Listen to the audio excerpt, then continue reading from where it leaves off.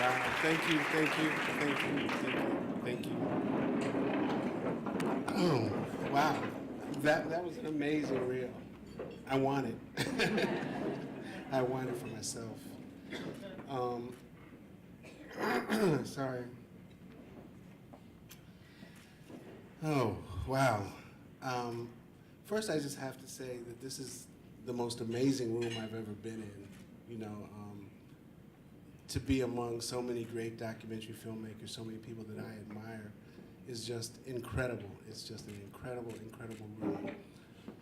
I don't know of any others, if there are others somewhere else. There might be, but I haven't been invited to those parties, so. But this is just great. I had to write down a speech because I felt like if I didn't write something, I'd get up here and start blubbering over what's happened. I think it's led to a new way of greeting people, and besides that, I'm fine.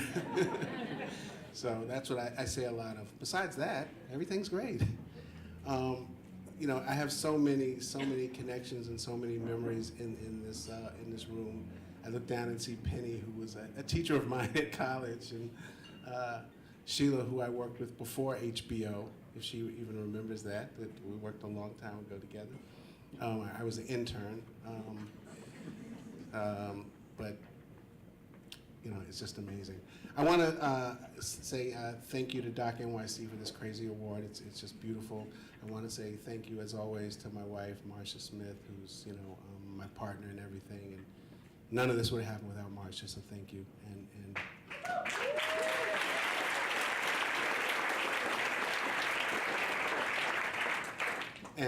And to Lloyd and Limbal, who also changed my life. I was talking to somebody yesterday, and I said, one of the things, when Lloyd walked in the door, everything changed for us at Firelight, and it did. So Lloyd, it's just been incredible work out there. I've spent most of my career making films about history, about moments in the American story that have been left out of the larger narrative. For me, as a historical filmmaker, as it is for many of us, this is a real sobering moment. I really did not think that America had the capacity to break my heart, but I was wrong. The most painful truth is that the media was complicit in making this horror show a reality. The media, and I'm including all of us, have been complicit. I firmly believe that the biggest reason we've gotten to where we are today is that we have failed to tell the full American story. Our collective failure to tell the full story means we cannot wrestle with the problems of the present or even make sense of them. Failing to tell the full story creates a fear and a longing for a past that never existed.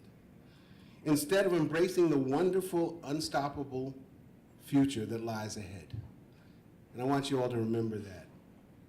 It's a wonderful, unstoppable future, and that's what lies ahead of us. I feel privileged to have been able to contribute by telling a few of the stories that have been left out of the American narrative. But it is up to me and to all of us to do more and do better. One thing I'm trying to do is expand my production company so we can tell more stories and hire more people to help tell them. And we are strengthening Firelight Media's documentary lab, which we started to help diverse emerging producers get their work done and out into the world. The lab has helped 18 films to completion, which have gone on to win Emmys and multiple awards. A National Bird, the name of the film, National Bird, which is one of our films, opens tomorrow at Cinema Village. I recommend you all see it. It's a film about drones and what happens to drone operators, the human story of the people who operate drones. The documentary community can be a community that leads in the turbulent times ahead. At Firelight, we're going to try to do our part. And I challenge all of you to figure out what it is that you can do. It's no longer an option to say diversity would be nice, but it's too hard. We must all step out of our comfort zones. Hire someone who doesn't look like you. Take a chance on a producer, a writer, or a camera person. an associate producer, who otherwise would not be able to crack open the door of our very insular industry. It's only because someone took the chance and stepped out of their comfort zone and hired me that I'm now here today. So I really, really encourage us all to do that. Make sure every room you are in, every industry gathering you go to, represents the country as it really is. One thing I've learned is history is not a steady path uphill. It's a roller coaster ride. We are at a low point now, but as long as we keep learning, loving, and fighting for what's right, the path will rise upwards again. Onward. Thank you all.